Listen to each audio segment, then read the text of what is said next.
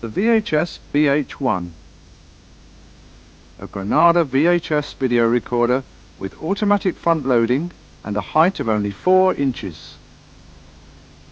The machine has voltage synthesis tuning system with a capacity for 39 channels. Its timer will handle one program over 14 days or can be set for weekly recordings. To help you become familiar with the machine, this technical introduction booklet covers its features, dismantling, panel layout, IC types, power supply test points and the technical specifications of the machine. All the main controls are below the cassette slot, and to the left of these are the operate switch and eject button. There is no need for a timer button because when program times have been stored, the machine automatically records from the standby mode. The less frequently used controls are here behind this hinged door. The voltage synthesis tuning system allows the storing of fine-tuning information with or without AFC. To overcome the need to step through 39 channels, the unused locations can be eliminated from the channel up and down sequence. This can be done by selecting the unwanted channel, setting the normal select switch to select and pressing the clear button. Sound and vision will disappear to indicate that the channel has been erased from memory. This can be repeated for each unwanted location.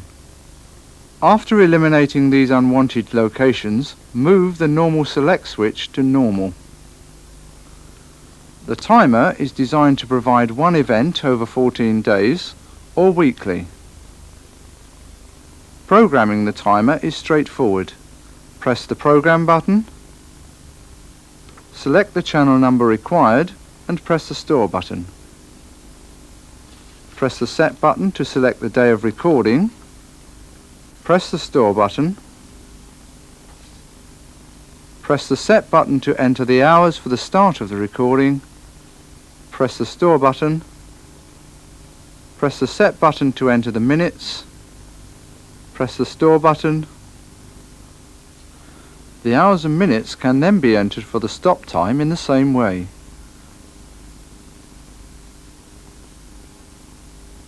And finally, the store button is pressed. The word prog will appear in the display to confirm the entry. To check the times programmed into the memory, press the Set Check button. To clear the memory, press the Check Set button followed by the Reset button. Operation of the VHS BH1 is therefore simple, and the neat, uncluttered layout of the controls inspires confidence to the user. At the back of the machine are all the input and output sockets, with further controls for adjusting the RF channel, generating the test signal, plus an aerial attenuator switch to reduce interference when receiving a very strong signal. To gain access to the machine, first remove the hinged door, then remove the top, which is held with 3 screws. Remove the base by removing 6 screws.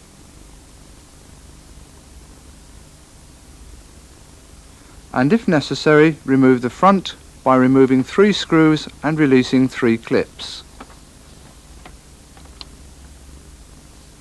Once dismantled, all the PCBs and components are easily accessed. The tuner and IF PCB is behind the head drum assembly, with the main power supply over to the right hand side. The voltage synthesis tuning PCB is behind the clock display board, and the operation switch PCB is in front of the clock display, sloping forward. This board on the left hand side of the operation switch board is the function PCB. Turning the machine on its side reveals the main PCB containing the system control, servo and audio circuitry, and to the rear of the deck is the YC board. The deck is similar to the VHS AH1, but to reduce the height of the machine, the VHS BH1 deck has a low-profile head drum assembly. The head drum motor is a direct drive two-phase type, but the capstan motor, loading motor and cassette loading motor are all DC types. The mechanism position is sensed by a mecha state switch, and the brakes are operated by the loading mechanism. Access to the mechanics can be made simpler by removing the cassette loading mechanism. This can be removed after taking out the head drum screening plate, which is held in by 3 screws, and removing a further 2 screws which are securing the cassette loading mechanism. To enable the mechanism to operate with the cassette lift removed, link pins 2 and 5 of plug CN04, which is shown here.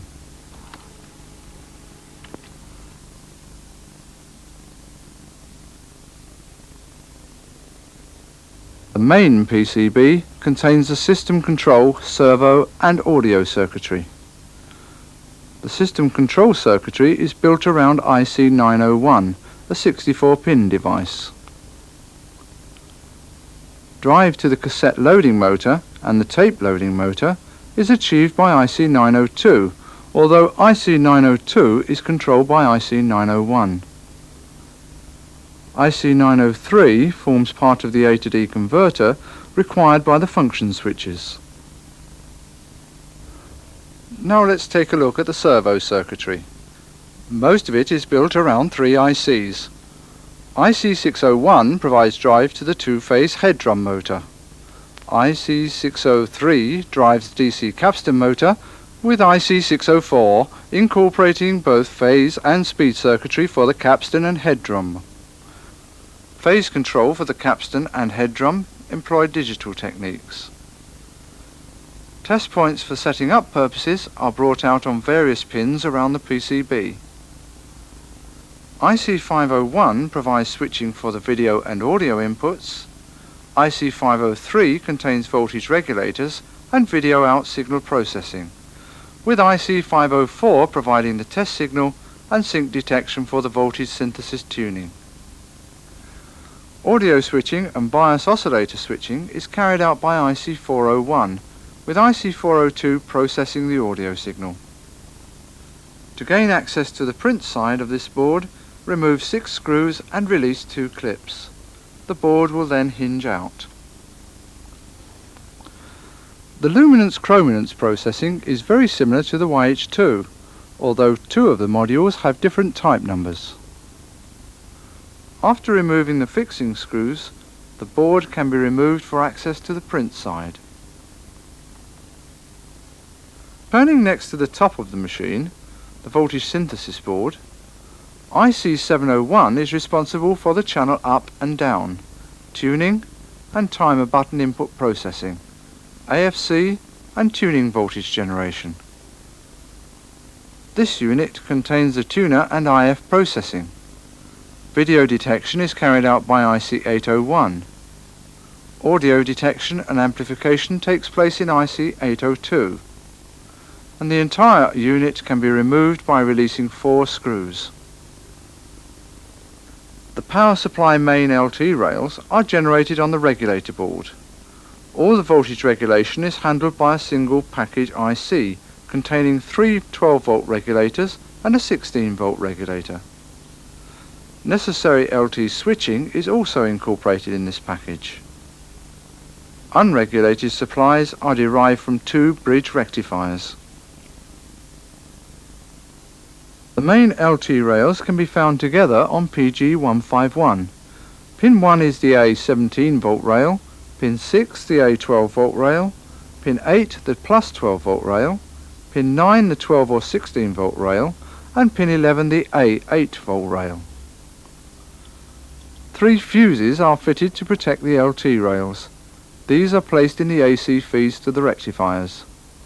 A 4th fuse, seen here, is in series with the primary winding of the transformer. By removing 5 fixing screws, the whole of the power supply, including the mains transformer and regulator heatsink, can be lifted out of the machine. With the system control and servo circuitry, each built around single chip technology, the number of electrical adjustments has been dramatically reduced. Add to this voltage synthesis tuning with the 39-channel capacity and easy access to all panels, the VHS BH1 represents today's technology in home entertainment.